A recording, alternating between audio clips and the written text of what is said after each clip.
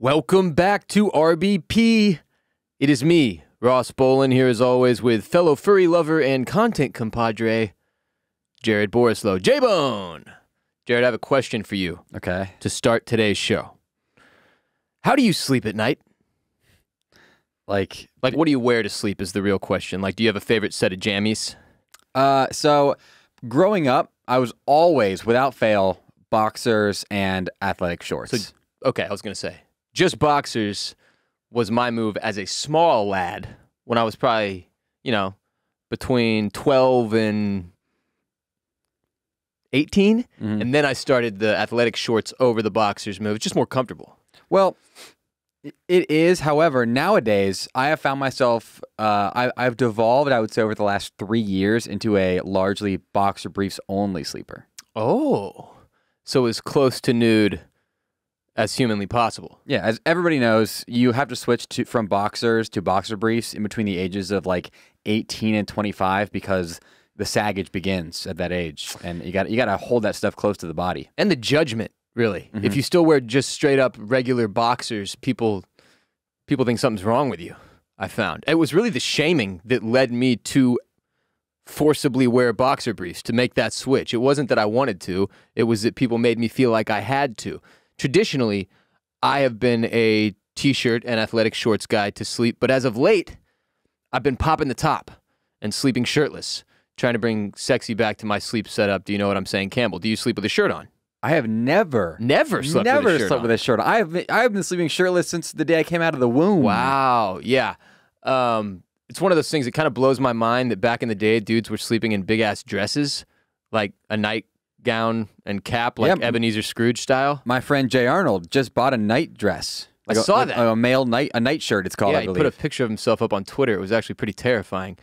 Okay, so when you're in Wisconsin in winter, does your sleep attire change? Is it the same? So it depends on what the temperature is inside the house, right? If the heat's blasting, as it should be in winter, then I don't need to wear a shirt at night. However... So you still go boxer briefs? If the AC is cranking too hard, or it's just really cold outside and there's bad insulation, I will sleep in like Lulu joggers and a t-shirt. It's pretty mind-blowing how much the insulation impacts how cold or not cold you are inside of a residence. It's a really, really big deal. People don't respect it enough, but like the ceiling around your, and I mean ceiling, like sealant, not ceiling, sealant. Is that a word? Maybe. Around your door and shit, like in your windows, how old your windows are, plays a huge factor in how warm your home can stay in the crazy winter months. I always imagine like folks in freezing cold temperatures sleep in long johns and shit like cowboy style. Oh yeah, I would do that, yes. Long johns? In Wisconsin winters, I lived in an apartment that had really bad insulation and I would sleep in long johns. I would have days... Did you have a butt flap and shit? No, there was no butt flap. Although I should have had a butt flap. Come on. There were days, I actually should say weeks. There were definitely weeks where I wore the same pair of long johns like and never took them off. I would wear usually like boxers, then long johns, then pants. So you're saying you would have the long johns on for sleepy time. You would wake up and you would dress yourself over the long johns, keeping them on, and then just at night strip the outfit, keep the long johns, and go back to sleep and just continue this for weeks. Yeah, I would. At college me, like we joke about how I'm like scum. College me was like legitimately like I would go to bed wearing long johns over boxers. I'd wake up, put on pants and a crew neck sweatshirt, and I would repeat that for weeks on end. Just with the same long johns? I would change the boxers. When you eventually did have to take them off, the long johns, and go do laundry, did you notice that they were, I don't know, stinky? No, I wasn't sweating because it was negative 30 degrees with wind chill. Wow, that'll do it. I just have to say, sleeping in the nude seems completely insane to me. Like, what if something happens? Dolly Parton famously went to bed with a full face of makeup on every night in case there was a fire or some other reason where she had to go out into the street in the middle of the night. Yeah, what if there's a fire? That is my serious question to people who sleep butt-ass naked. Like, I get that it's easy access for intercourse if you're sleeping with someone else every night, but I don't know, man. My dick and balls need to be tucked away and secured as I slumber. I don't feel safe otherwise. Like, what if someone rings the doorbell? There's an emergency. Like, what if you sleepwalk into the streets? Just butt ass. Now the whole neighborhood knows what your downstairs mix-up looks like. You don't want that. Yeah, I will say, I understand the people who go, yeah, well, if there's a fire, I don't care if I'm naked. I do. Self-preservation mode, but... Well, I guess there's less to catch fire if you're not wearing clothes. That's a good point. But also, I just feel exposed. You know? Okay, I always thought about this. You know, like the crazy scenario you see in movies is like, you need to get out of your apartment, but the front door is on fire, and you need to run through the fire, so you need to like cover yourself with blankets and stuff. Does that work? I really don't know. I hope to never find out. I thought you were supposed to like hit the ground and crawl as low to the ground as you can because the smoke and the CO2, it rises and it's hard to breathe. You don't want to get whatever happens to your lungs when they fill with smoke that's not weed smoke. Well, what if the ground's on fire? Then what do you do? Army crawl on the ceiling? No fucking idea. Like supposed to Spider-Man that yeah. shit. Yeah. I don't even think I want my girl sleeping in the nude. Like, I'm trying to get some fucking rest here, and if the titties are out, that's just not happening. They're too distracting. So sleeping in the nude is on some serial killer shit, in my opinion. That is just like my opinion. You think anybody sleeping in the nude? Do you understand why they do it? Or for comfort, I'm assuming. And ease, and even less laundry.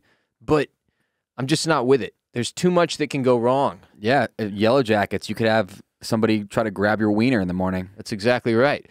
I also sleep with 3 small dogs. It should be noted in my bed. And don't need any of them mistaking my dong for a chew toy while I'm dreaming about taking Jared out back and spanking his tight little ass. It's way too dangerous. That's always the fear. Whenever you like sleep in the nude out of like laziness, right? Isn't that always the fear that you're gonna wake up and your dog's gonna be like Vince Vaughn's dog in Dodgeball? Yeah, that shit happened. No Grundle. Was that Dodgeball? Yeah, dude. I haven't watched that in a minute. I knew a movie quote. That's like one of the first times I've ever been able to say a movie quote from a popular movie. Just live on the air without even having it prepared ahead of time. It's impressive stuff. Professional podcaster.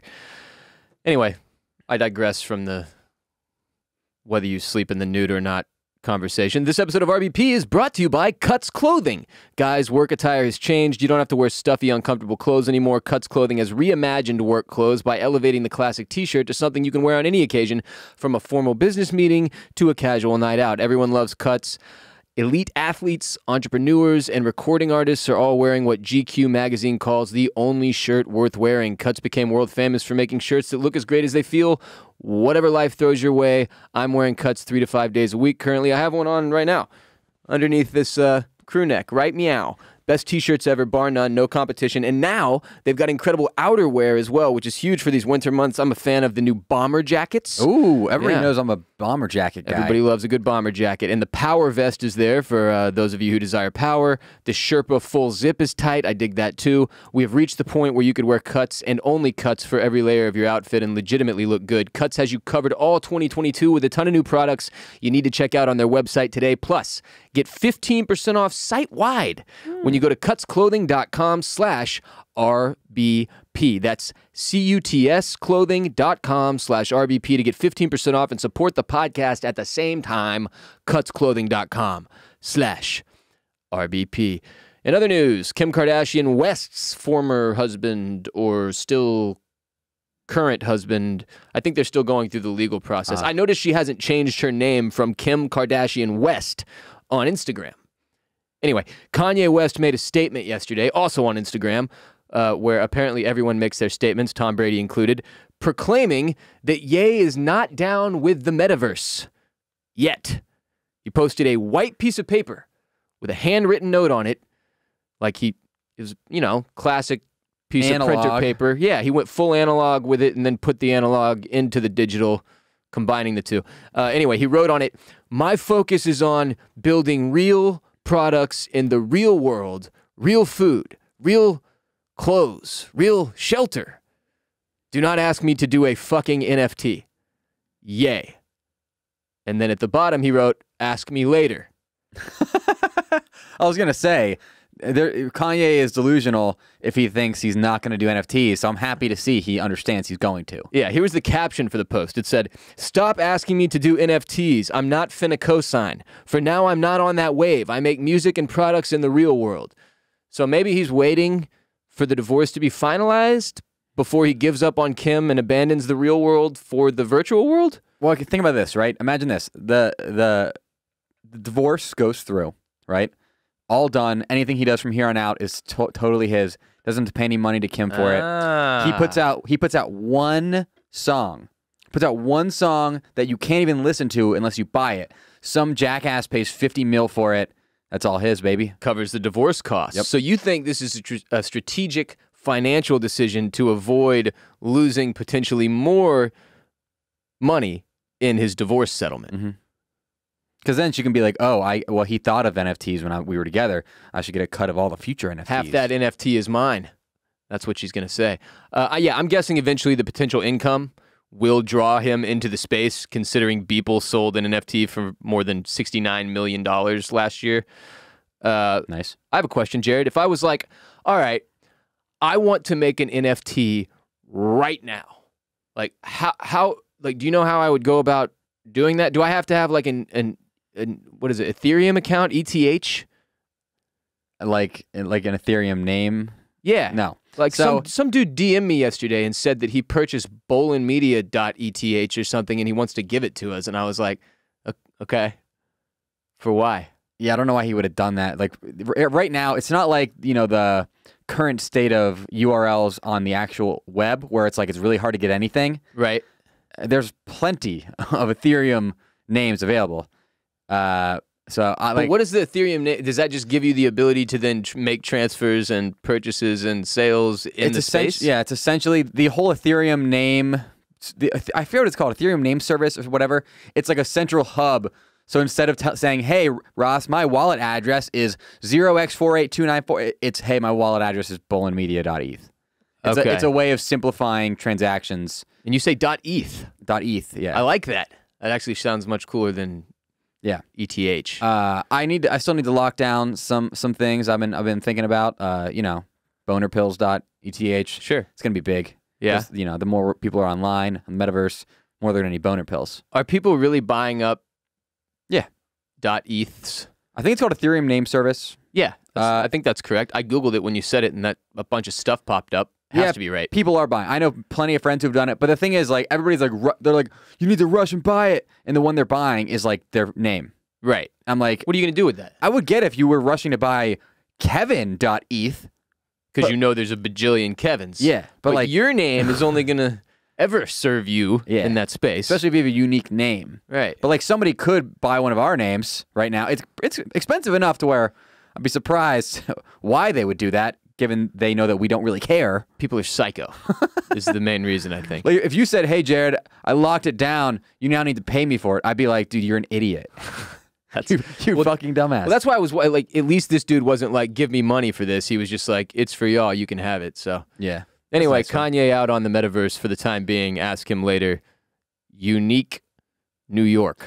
Now, I watched the Ready Player One movie after having read the book. You finished the book. You really dug it. It was your first book of this new Jared the Reader era of your life. Which I have not read another book yet, but I'm starting soon. Starting soon. I said 12 in the year. But you watched the coinciding movie.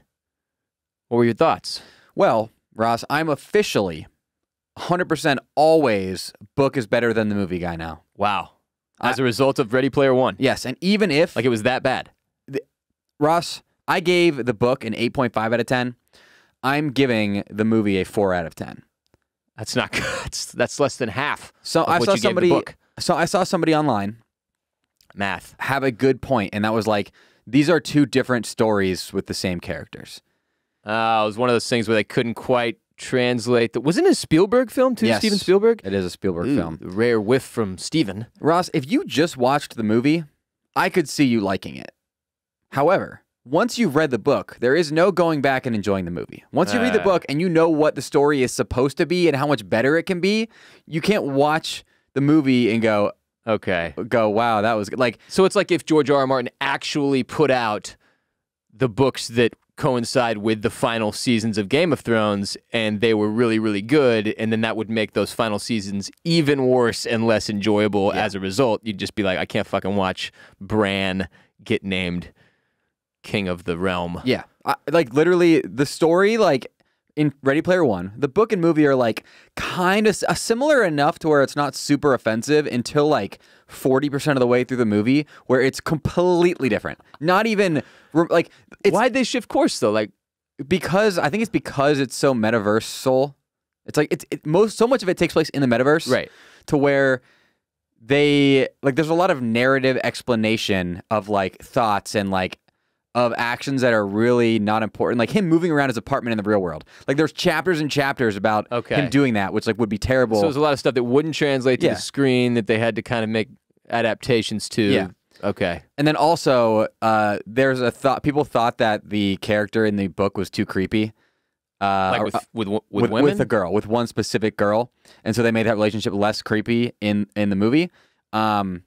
Which, yeah, he's definitely kind of creepy in the book, but the way that they did it in the movie, it seems like they rushed them into being in a mutually loving relationship to avoid that. Yeah.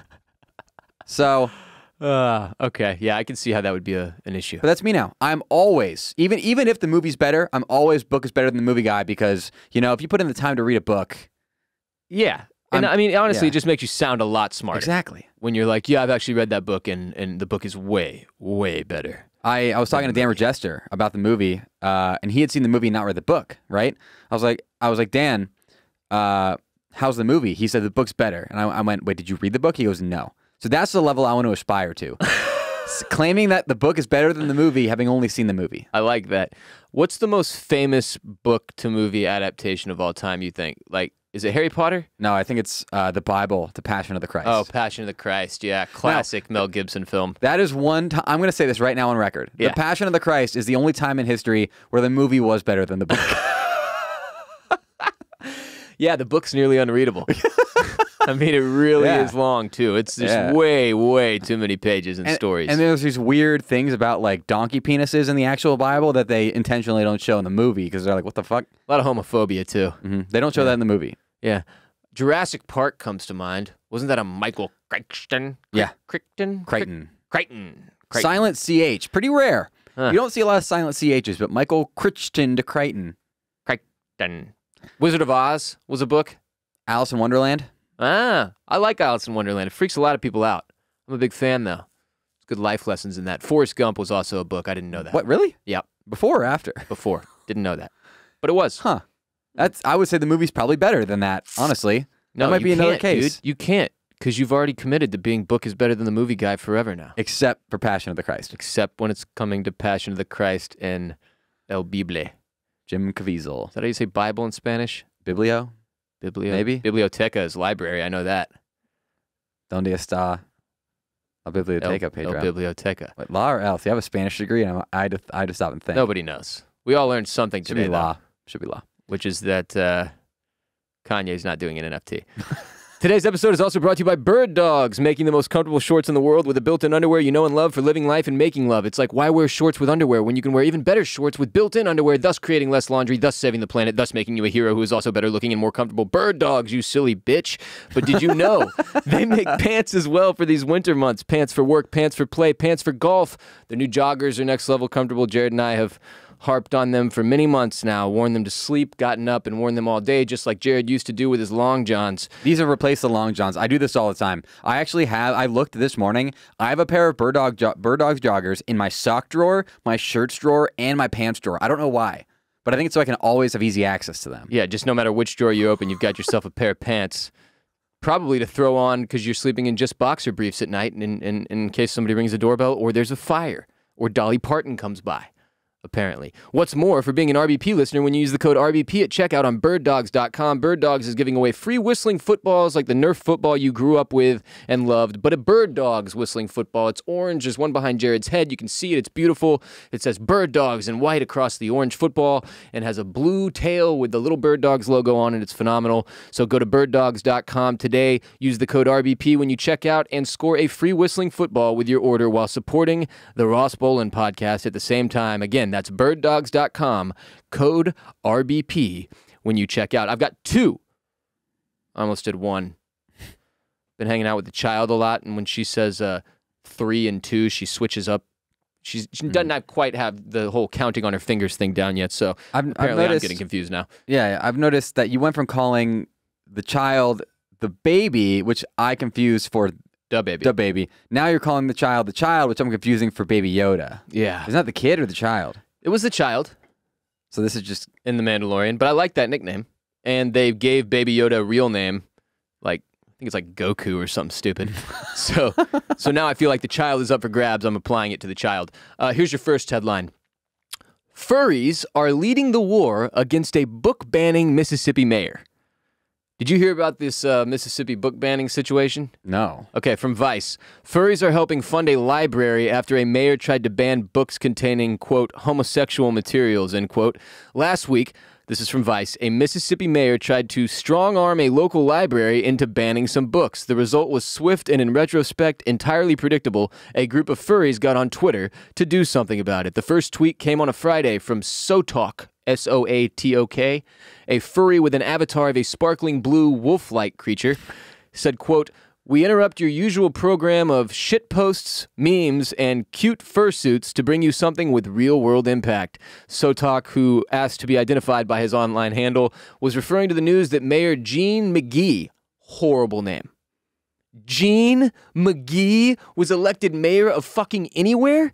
How is that possible? It's Mississippi. Yeah, it's Ridgeland, Mississippi. No offense to the Mississippi listeners, but your state is not good. We are Florida and Texas guys. We are allowed to speak to the shittiness of states. We are in the bottom rung of states that get made fun of on a regular basis. So it's Gulf Coast, right? Like anybody on the Gulf Coast, like we can all make fun of each other. Yeah. Now Mississippi, you bunch of pussies, are barely on the Gulf Coast. You got this little tiny foot on the coast because you got cucked by Louisiana, you fucking losers. MISSISSIPPI. Uh-huh. Yeah. Anyway, so they this Mayor Gene McGee of Ridgeland, Mississippi, was withholding $110,000 of funding from the Madison Country Library System. Library officials told the Mississippi Free Press that the mayor had demanded they purge their collection of LGBTQ plus books, which he called, quote, homosexual materials, end quote, before his office would release the money. Tanya Johnson, the executive director of the county's library system, told Vice News that the withholding of this money, even temporarily, would have a significant impact on services that are available and potentially affect the ability to pay library employees. So, pretty fucked up, considering those are government employees that the mayor is now causing to not be able to get paid. You have two options, Ross. You can either expose our children to LGBT homosexual materials, or you can pay the librarians. Yeah. This is where the furries come in. Sotok is a security engineer at a large tech company. They're everywhere, the furries. If you didn't think they were, they are. But he's also a furry, a member of the community that's mostly known for being really into anthropomorphic fantasy animals and dressing up in fursuits at conventions. In an attempt to assist this Mississippi library, the furry community has launched a fundraising frenzy over the past few days to the tune of tens of thousands of dollars, while book banning or attempted book banning has recently become something of a theme around the country as we regress back into the dark ages. This small-town mayor seems to have inadvertently picked a fight with the wrong crowd, says Vice. After the mayor's announcement, the library began their own online fundraiser, right? They were like, fuck, this dude's cutting us off because we've got homosexual materials in our library. We're going to try to raise $2,500 to get through this difficult time. So Sotok said that when he first came across it, the fundraiser had yet to raise a single dollar. Oh, no. Not a single person had given a dollar to this fundraiser, so he tweeted out a link to the fundraising site encouraging his community of furries to donate, and included a screenshot of his inaugural donation of $500. There we go. At the time of this podcast recording, the fundraiser is at just over $55,000. That's just at the halfway point of the $110,000 that McGee is denying the library. Vice also says most furries identify as something other than exclusively straight or heterosexual, and Sotok says that this probably made his community especially sensitive to McGee's announcement. Quote, when they hear that Ridgeland has a mayor who is being homophobic, it strikes a chord with a lot of people, especially if you've been a victim of homophobic violence, said Sotok. The furries are out there, and they're more active than most of us, in terms of being activists, not like in terms of actively running around and fucking each other, which I also assume they are doing while heavily armed and also contributing to local causes that rally against homosexual materials. Yeah, we're getting to a very interesting point in furry adoption, I would say, into the mainstream, because we know that there are militant paramilitary furries who potentially seek to harm those who come in their way, right? Sure. Oh, for sure. But you also have charitable furries who are CFOs of tech companies or whatever you said, I think they're the same furries. Like, that's the thing about being a furry that's so cool. You kind of get to be like Batman, you know, live the regular life, but then also at night you put on your suit, and instead of being a pussy who won't pack heat, you have a large firearm that's colored like it's being carried by an anime character, which is tight. Now, I guess it's like, do you think... Are they like a motorcycle gang? You know how motorcycle gangs, some of them are like, they seem really scary when you see them all driving down the highway, but then you see them stop at a lemonade stand and like give a kid money for lemonade? I think they're comparable in vibes, for sure. The furry community and motorcycle gangs, because it's like you don't really know what you're going to get. Sometimes there's a shootout at like Twin Peaks in West Texas or in Waco, and people die. But sometimes they're just really nice guys who look like hard asses. Sometimes they're making like human chains to prevent people from like fucking with protesters and stuff. Exactly. The motorcycle gangs, I mean, I watched Sons of Anarchy. They do good things too. Are they raping that too? I think they do a lot of killing and raping and drug dealing and generally crime. But it was a good show. Solid. I didn't finish it. I don't know how it ended. Once they started killing off main characters, I was out. But the furry community, I'm always in. And I will always stand behind you and your furry tail while you battle injustice and homophobia. Can we send you to a furry convention? Well, I know one thing and one thing only. It's that at some point in my life, I need to go to a furry convention, and also we need more homosexual materials in our podcast studio to be placed on the bookshelf behind me, because currently we have none. It's just not enough. We have Love You Forever. Well, there's a Blippi up there. Does he count? Does Blippi count as a member of the LGBTQ plus community in that there are millions of Blippies now? I don't know. Not just one. Surely some of them are LGBTQ plus. Anyway, next headline.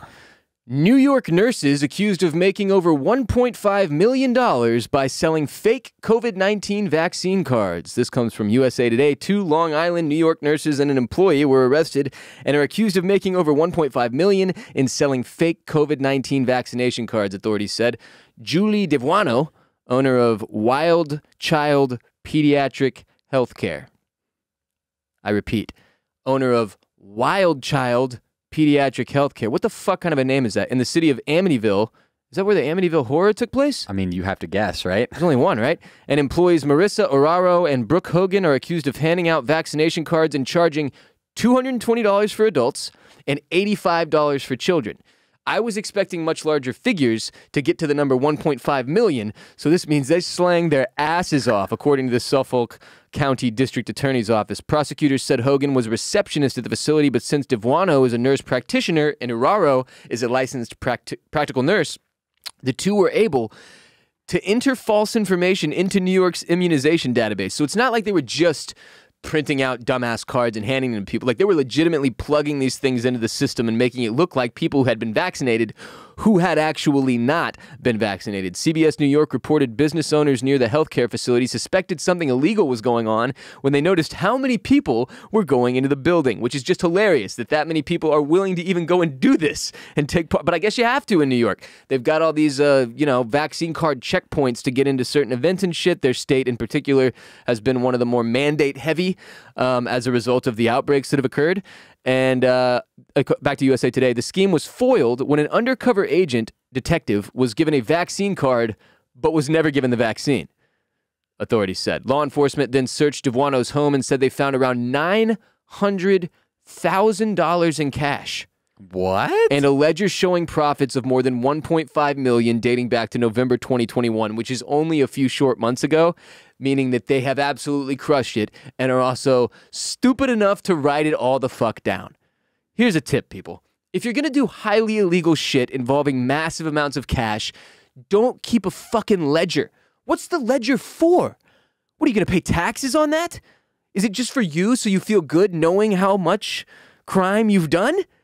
I don't understand these people that keep track of their crimes so that when they do get caught, there's a literal fucking list for the DA to use. Like, it's called proper accounting, Ross. It is proper accounting. They need those to give to their accountant. Ridiculous. By the way, Brooke Hogan is the name of Hulk Hogan's daughter. Oh, yeah. Do you think it's the same one? No. Surely they would have mentioned that in USA Today if it was... Didn't she do a sex tape at one point, or was that her dad? That was her dad. Her dad unknowingly did. Wasn't it with like one of his best friend's wife or something too? Yeah. Am I smearing Hulk's good name right now? No, you're accurate. It's Bubba the Love Sponge's wife, the noted radio shock jock. And are you being serious right now? Yeah, Hulk Hogan was tricked into being in a sex tape with Bubba the Love Sponge's wife, in which he dropped the N-word and was canceled for a long period of time. And then Peter Thiel backed Hulk Hogan in the lawsuit against Gawker after they published a sex tape that they got from Bubba the Love Sponge. And then Peter Thiel backed him because Gawker outed him as gay a long time ago.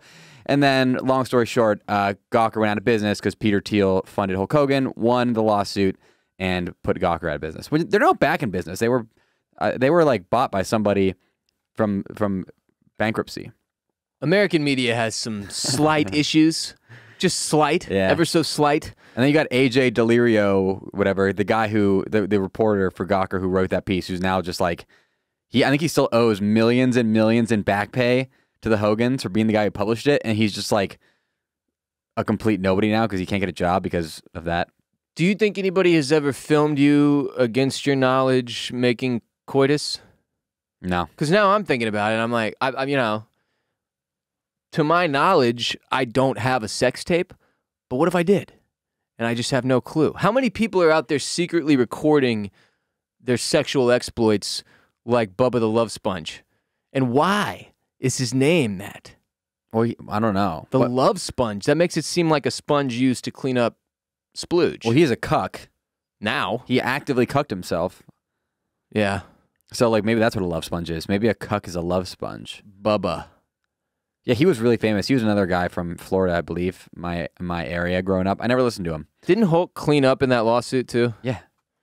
They made over $100 million. So he was canceled and ruined, but also financially made to be set for generations to come. Yeah, and now people, when they think of Hulk Hogan, they think more about that than they do about the cancellation. And the huge Gawker lawsuit and everything that came as a result of it. Brother. Yeah, brother. I wasn't a big Hulk guy. Did you like wrestling growing up? No. Yeah, me neither. I couldn't get into it, man. It was like, I remember watching a few WrestleManias or whatever back when it was, I don't know what it is now. WWF back then is what it was. I know it was WWE. There's all kinds of branding changes that have taken place over the years, but I enjoyed the video games. I'll say that. The wrestling video games, like on N64, and you could do like the Royal Rumble and shit. That was fucking dope. I enjoyed it. Liked playing with Sting a lot. And I'm aware. Wait, Sting like Sting, the dude with, the wrestler. Don't stand so close to me. Not that Sting. He'd just get his ass kicked out there. He would. Chair to the head. But loved the video games, never could get into wrestling. When I found out it was like fake, it was never adequately explained to me like what that meant. I was just like, once I found out it was fake, I was like, oh, fuck that, I'm out. I like real sports with real competition, not some scripted bullshit.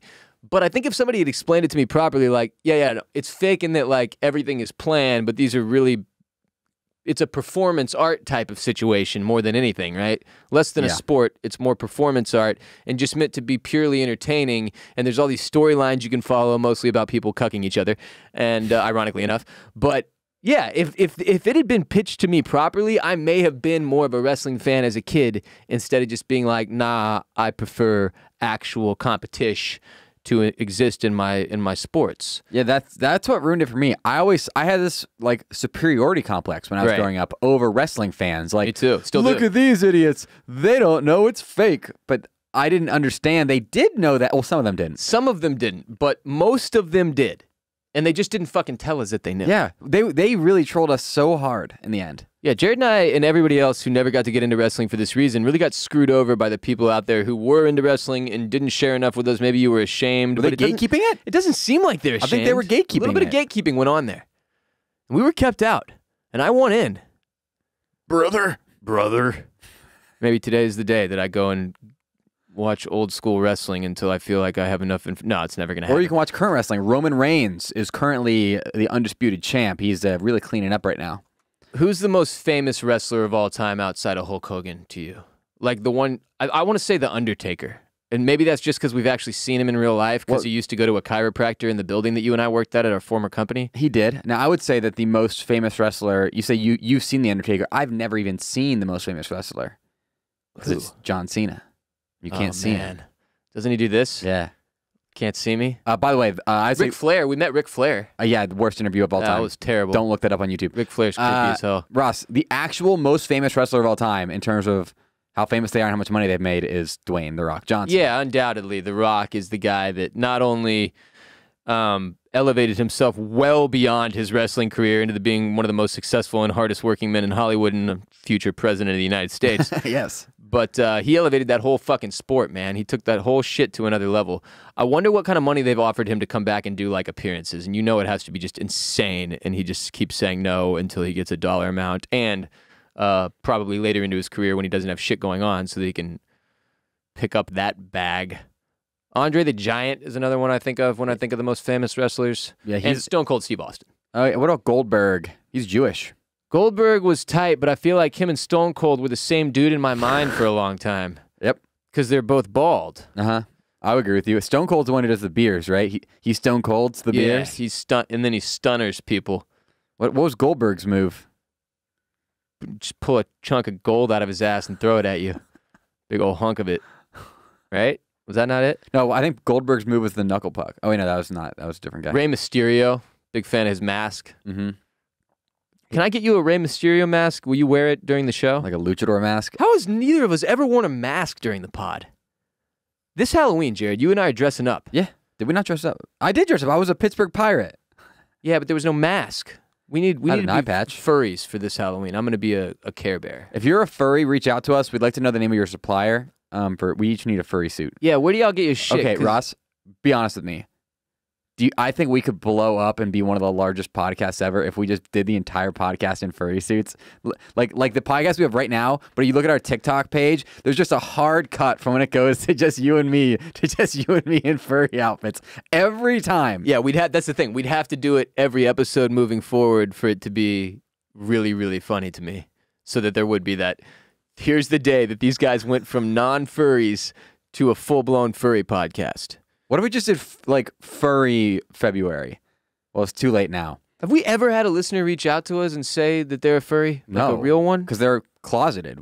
Come out to us about your furriness. Don't we? We have to have at least one of you listening who's an actual legit furry who appreciates how obsessed we are with your community. Please. We're not making fun of you. We're really not interested. Yes, please hit us up. We would like to talk to you. You can maintain anonymity like SoTalk did. And we'll even contribute some to this fucking library fund if you come out and say, I'll give $100 to this library if we hear from a real-life furry who can prove that they're a real-life furry, and we'll go on record stating that they are the official first out-of-the-closet furry gang member of the Ross Bolen podcast. And also give us your supplier so we can be furries. Most importantly, we need your supplier. We want to dress up. I think we honestly could blow up on social media if we just did this podcast exact same way we do now. Content doesn't even change. We're just wearing furry costumes. Yeah, same exact show. No change in strategy to the content that we provide. Just we are dressed in full-blown furry. I will say this. It's going to get hot as shit in this room. We're going to need some fan action for you and I wearing a 100-pound furry. Those look heavy. Like, the full-blown ones look heavy. And I'm not quite sure how easily you can see out of that thing. Have you ever worn one of these, like, you know, full headdress costumes before? They've got, like, it's like a screen over your eyes, so everything's just, like, a little bit more difficult to fucking make out. Yeah, literally it's harder to make out. We would need to put lavalier mics inside of the suit. Also, yeah, there's going to be some technical stuff we have to take care of. That's why we need you to come and help us out now, furry listener, because this is going to take time and energy and effort, and the only way that Jared and I can take RBP to the next level is with your help. So please, come forward. Like, this is our moment. Joe Rogan is getting somewhat canceled. People are looking for somebody to fill the void left by Joe Rogan podcast. And it's going to be us, dressed as furries. Jared Borislow and Ross Bolen, friends of the furries.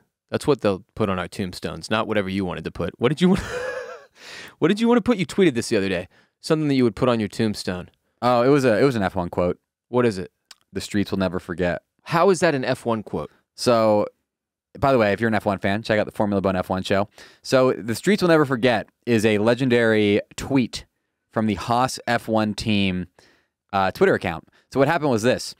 This past year, the Belgian Grand Prix, massively controversial because it rained so hard that they essentially canceled the race. However, they did 2 laps behind the safety car, which is not racing. You're not allowed to pass. Right. it's not racing. However, because they did 2 laps, they qualified it as a race. They classified it as a shortened race, even though it was 2 laps behind a safety car. Like F1 qualified it? They did, meaning everybody, whatever position you started the race in, you were able to get half the points because a race that's not finished, not all the points are eligible. Yeah. Okay. But when you do 2 laps, half the points are. Now, what this also means is that the guy who started the race in last place, because they have the most leeway of room, because they have everybody in front of them can go up as far as possible to the car in front of them, meaning the car in last place, are you following this? Yeah. Has the most room to drive, meaning they can go the fastest because everybody in front of them accordions up, meaning they can cross the finish line in the space left behind by the cars ahead of them speeding up. Okay. Meaning, because this was qualified as a full race, the driver in last place, who's the worst F1 driver of all time, Nikita Mazepin, was awarded the fastest lap at the Belgian Grand Prix. And did that get him more points? You don't get any points for fastest lap unless you finish in top 10, but getting the fastest lap is a point of pride. Right. So there were all these tweets like, Nikita Mazepin gets fastest lap in Belgian Grand Prix. And it's like, it's just a massive, massive meme. And the Haas Twitter account, which is his team, tweeted out a picture of him saying fastest lap winner. And it said, the streets will never forget. Now, Ross, the streets immediately forgot because they went back and said that does not count as the fastest lap. We're taking it away. But it's a legendary tweet, and I love it. Oh, good stuff. Yeah, follow us on social media at the Ross Bolen Podcast on TikTok and Instagram, at Ross Bolen Pod on Twitter. And as Jared said, follow at Jared Borislow on Twitter and Instagram, his F1 brand at Formula Bone. Follow that everywhere as well, and listen to the Formula Bone F1 show wherever you listen to RBP. Go today to patreon.com/Ross Bolen Podcast to read the Bolen Media 2021 wrap-up and January 2022 update column. That's one column. It was about 1,700 words that I wrote yesterday, giving a pretty large update on just all the stuff we had go on last year, our biggest successes and failures, and everything we've got going in 2022 and moving forward. So if you would like to be more up-to-date on what we have going here at Bolen Media, where Jared, Cade, and I are the 3 full-time employees, then that's where you can get it, on patreon.com/Ross Bolen Podcast. And, of course, we've got an ad-free episode coming this Friday, as we do every Friday. It's all new content, a whole new show. None of the material is from prior episodes in the week. It's the only place you can hear it is on patreon.com/Ross Bolen Podcast, and there are no ads because it is brought to you by you, our patrons, on patreon.com/Ross Bolen Podcast in the form of a monthly pledge of at least $5 to make sure that our show can continue to show and grow. And if you think you're caught up after this episode on RBP because you've listened to everything in the public feed, but you've never been on Patreon, you have like 100 episodes you've never listened to. Surprise, bitch. So that sucks to be you. You got a lot of catching up to do. Mental health minisodes coming soon, covering my journey getting off of antidepressants. Those will be on patreon.com/Ross Bolen Podcast for members of the Enforcer and OG tier as well. So if you love our show, if you want to see us do more and continue to get bigger and bigger and better, there's one place you can do that, patreon.com/Ross Bolen Podcast, as well as obviously supporting our sponsors like today's Birddogs.com. Use the code RBP when you check out for that free whistling football, and cutsclothing.com/RBP for 15% off to get you some of the greatest, most comfortable, amazing t-shirts ever made, or their great outerwear as well, while supporting the podcast at the exact same time. Jared and I will be back on Friday. But before then, we'll have another episode of the Formula Bone F1 show coming out, and there's a new episode of Banging the Can for those of you who are Houston sports fans. That's my Houston sports podcast, and Oysters, Clams, and Cockles is our TV and film show here at Bolen Media, where most recently I reviewed and covered Season 1 of Yellow Jackets on Showtime, which you just watched, I believe. Yes. Ah. Do you want to have a little tiny? No, okay. Not today. Thank you, though. And also 3 Marvel movies. I watched Ant-Man. I watched Avengers: Age of Ultron. I watched Guardians of the Galaxy, which I thoroughly enjoyed. The other 2 I mostly made fun of. But yeah, for those of you who are huge MCU dorks, I'm working my way through. I know I'm very far behind, but one day I will be caught up with you in making Thanos memes like everybody 5 years ago. So you got that to look forward to. Until next time. Peace be with you, and also with you.